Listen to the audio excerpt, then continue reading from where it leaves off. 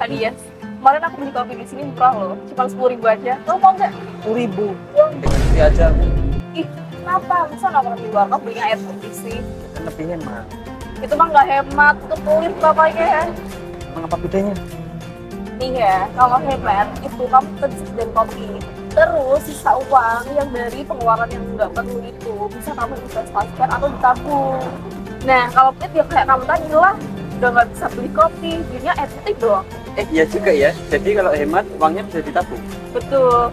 Nah, lebih bagus lagi kamu nyimpen uangnya di KSP-SBM karena bunganya itu tinggi. Terus dia ngasih hadiah menarik juga loh. Emang ada tabungan kayak gitu? Ada dong di KSP-SBM, selain bunganya tinggi, di produk simpanannya itu banyak hadiah yang menarik loh. Segera bergabung menjadi anggota KSP SBM dan rasakan keuntungannya sobat. Loh, Mas, Mbak, nggak puasa?